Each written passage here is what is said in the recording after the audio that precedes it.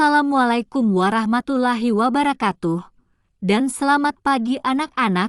Kita berjumpa lagi dalam pembelajaran hari ini. Bagaimana kabar kalian? Semoga selalu dalam keadaan sehat dan tetap semangat belajar ya. Sebelum kita belajar, marilah kita berdoa menurut agama dan kepercayaan kita masing-masing. Berdoa dimulai. Bismillahirrohmanirrohim. Rabbi zidni ilman, warzukni fahman. Ya Allah, tambahkanlah ilmu pengetahuanku, dan berilah aku pemahaman.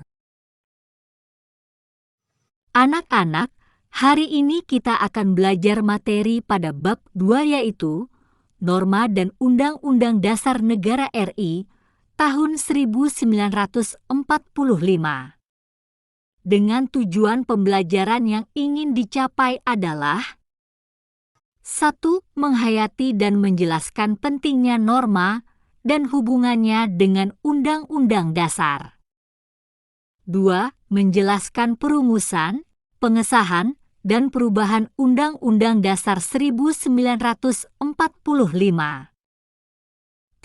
Berdisiplin dan menjalankan hak dan kewajiban sehari-hari. Dari tujuan pembelajaran tersebut dapat kita lihat pada peta konsep berikut ini. Norma dan Undang-Undang Dasar 1945 dijabarkan ke norma masyarakat, hak dan kewajiban pada norma, Undang-Undang Dasar sebagai dasar hukum tertulis. Perumusan dan pengesahan Undang-Undang Dasar 1945, Amandemen Undang-Undang Dasar 1945. Nah anak-anak, mari kita membahasnya satu persatu. Pengertian norma. Menurut Kamus Besar Bahasa Indonesia, norma adalah aturan atau ketentuan yang mengikat warga kelompok dalam masyarakat. Karena bersifat mengikat, maka norma harus dipatuhi oleh semua orang dalam masyarakat tersebut. Bagi yang tidak mematuhi norma, akan dikenakan sanksi atau hukuman dalam berbagai macam hukuman, baik ringan maupun berat, tergantung kesepakatan masyarakat tersebut. Contohnya di Aceh, sanksi bagi yang melanggar norma, dicambuk punggungnya. Di Kalimantan dan Papua ada sanksi membayar denda berupa hewan ternak bagi yang melanggar norma. Jadi, ada sanksi yang berbeda yang diterapkan di setiap daerah. Norma dalam masyarakat ada yang berbentuk tertulis dan tidak tertulis. Norma tertulis biasanya dirumuskan khusus secara bersama-sama oleh beberapa orang yang mewakili masyarakat dalam suatu waktu tertentu. Sedangkan norma tidak tertulis tidak selalu dirumuskan secara khusus tapi dapat berkembang dari kebiasaan bersama. Nilai penting norma. Ada beberapa nilai penting norma dalam masyarakat, antara lain adalah menciptakan keamanan dan ketertiban bersama, mencegah benturan kepentingan antar warga, membentuk akhlak atau karakter manusia, menjadi petunjuk bagi setiap individu dalam menjalani kehidupan di masyarakat, mewujudkan keadilan dalam kehidupan bermasyarakat, berbangsa, dan bernegara. Para ahli menyebutkan bahwa nilai penting norma adalah keadilan di masyarakat. Begitu pentingnya norma, maka perlu dibudayakan sejak dini.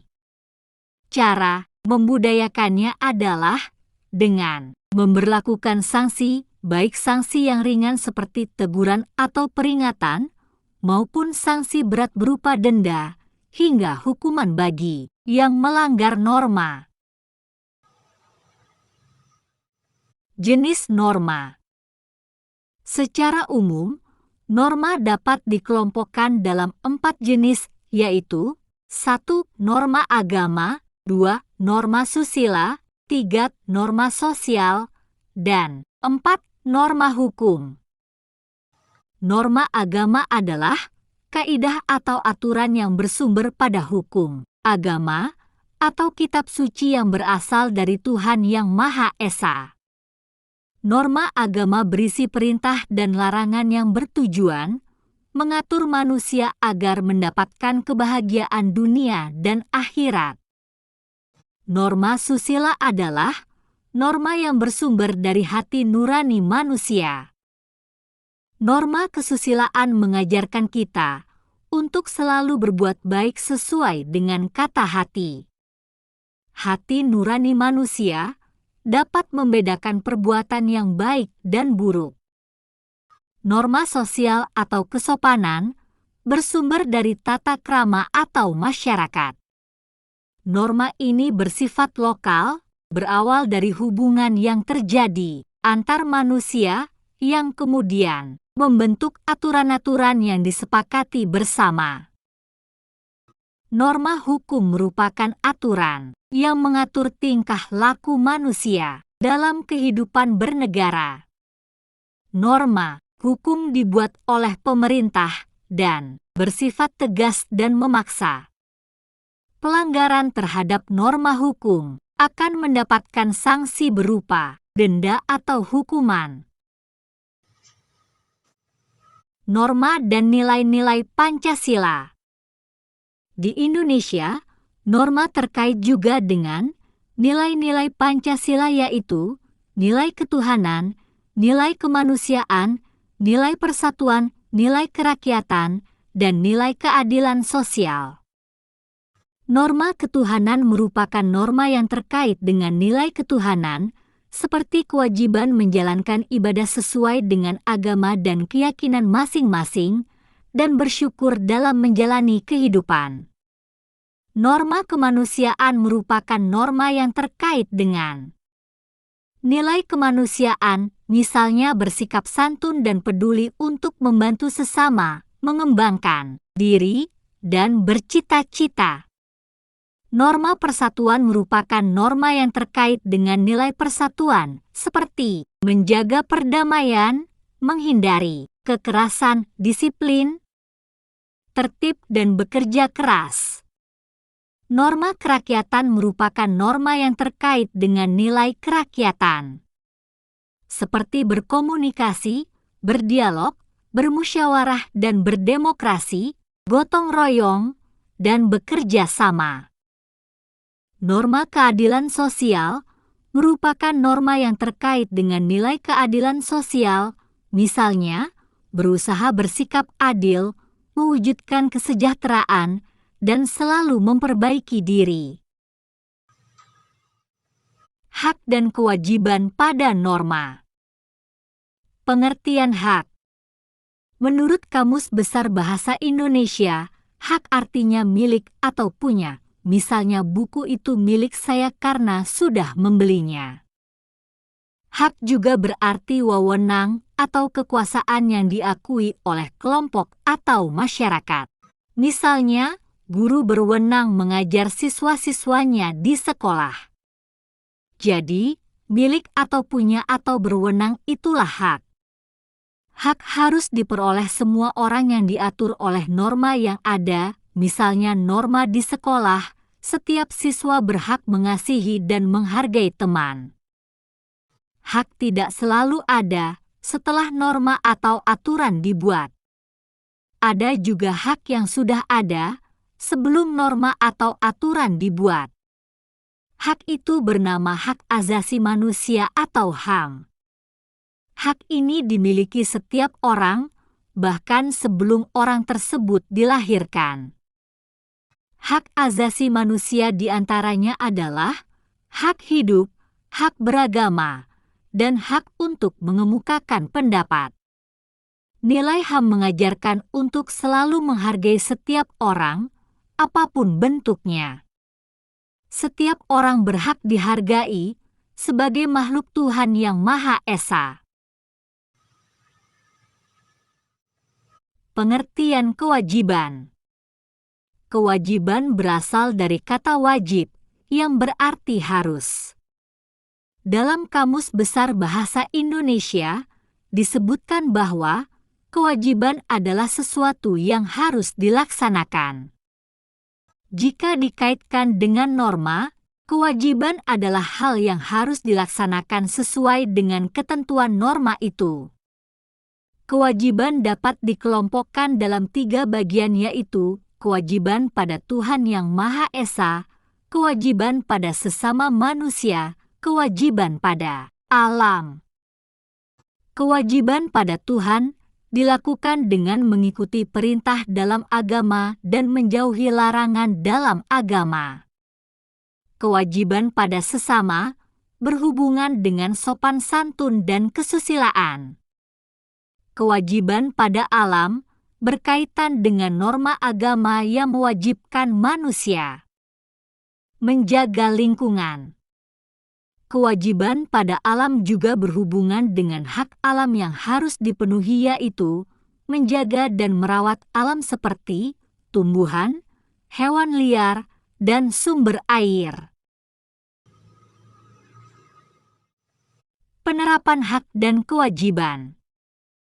Dalam mewujudkan tegaknya hak dan kewajiban dalam kehidupan sehari-hari, setiap orang harus mematuhi seluruh norma yang berlaku dalam masyarakat. Pemenuhan hak dan kewajiban saling terkait dan tidak dapat dipisahkan. Untuk melaksanakan pemenuhan hak dan kewajiban dengan baik, setiap orang perlu terlebih dahulu memperhatikan hak orang lain. Dengan memenuhi hak orang lain, maka kewajiban diri sendiri otomatis sudah tertunaikan. Setelah itu, kita dapat meminta hak kita agar dipenuhi oleh orang yang memiliki kewajiban terkait hak tersebut. Pemenuhan hak dan kewajiban dapat dilihat pada gambar bagan berikut ini. Undang-Undang Dasar Negara RI tahun 1945 sebagai dasar hukum tertulis negara. Di rumah, di sekolah, dan di masyarakat terdapat banyak aturan, maka di dalam sebuah negara tentu lebih banyak norma atau aturan karena urusan yang perlu diatur lebih banyak. Aturan negara biasa disebut hukum, yang wujudnya antara lain berupa undang-undang. Undang-undang adalah hukum tertulis dalam sebuah negara. Perlunya dasar hukum tertulis. Terdapat banyak undang-undang dan aturan dalam masyarakat yang satu sama lain tidak boleh bertentangan. Agar tidak terjadi pertentangan, maka diperlukan adanya dasar hukum tertulis. Semua undang-undang atau aturan di dalam negara perlu bersumber pada dasar hukum tertulis. Tanpa dasar hukum tertulis, undang-undang dan ketentuan-ketentuan dapat bertentangan satu sama lainnya. Bila ini terjadi, akan membingungkan masyarakat dalam memenuhi hak dan kewajibannya. Perumusan dan pengesahan Undang-Undang Dasar Negara RI tahun 1945.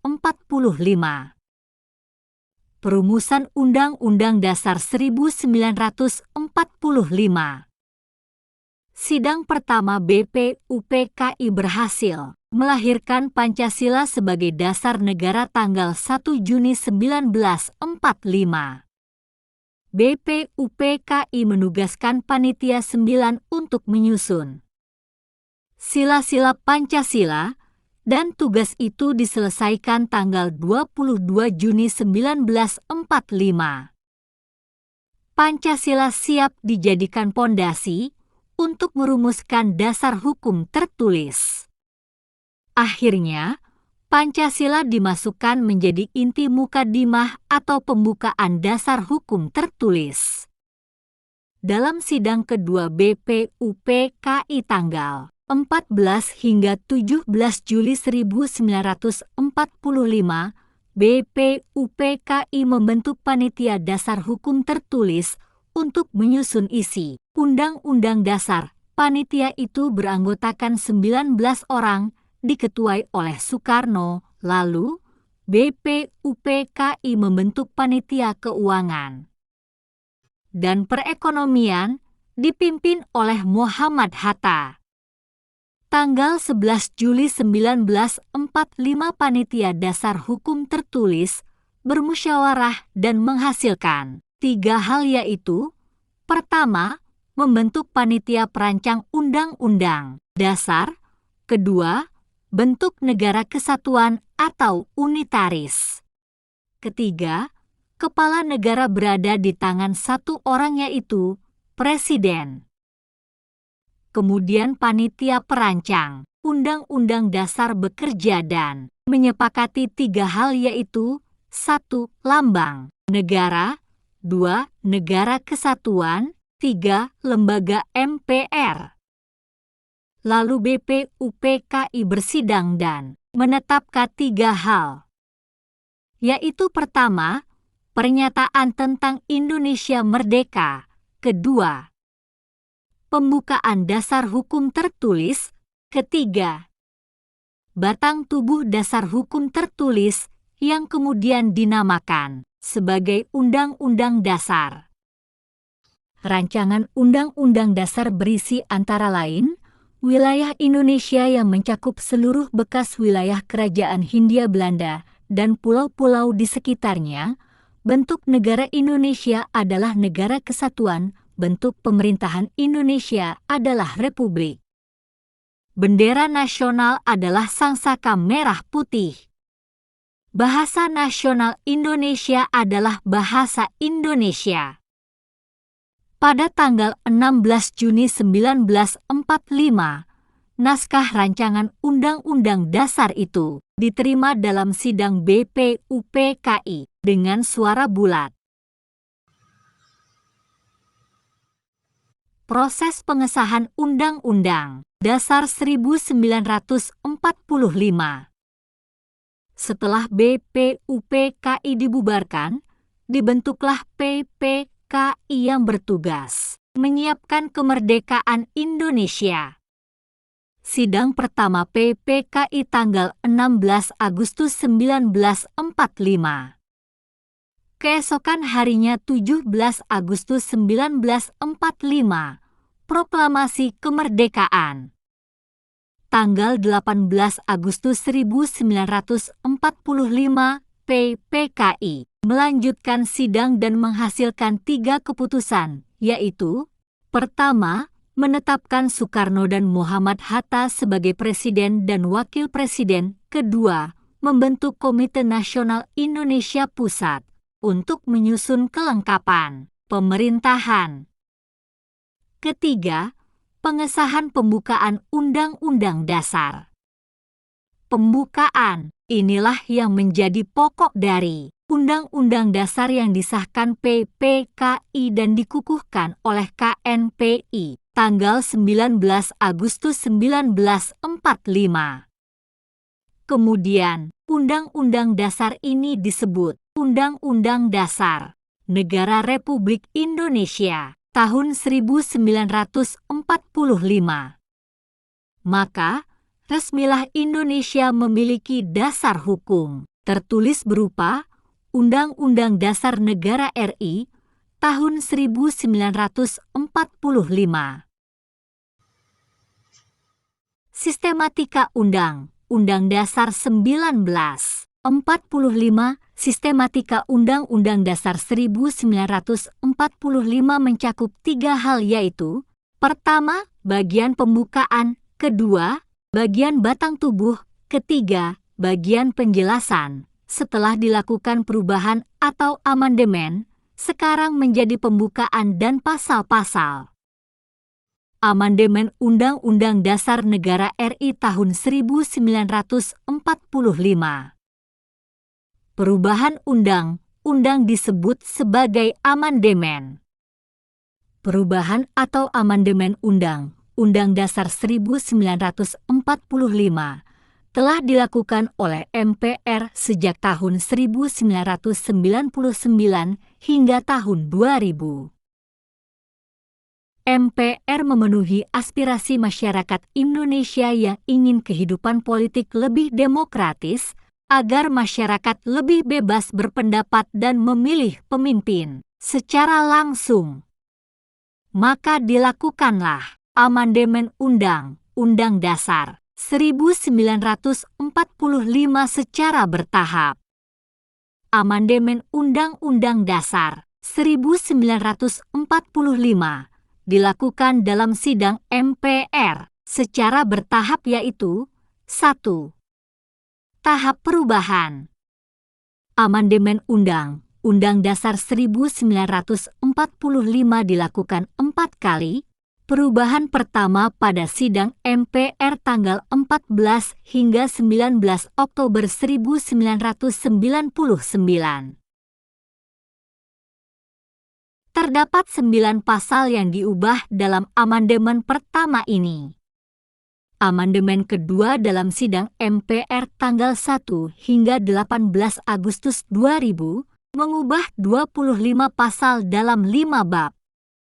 Amandemen ketiga dalam sidang MPR tanggal 1 hingga 9 November 2001 mengubah 22 pasal.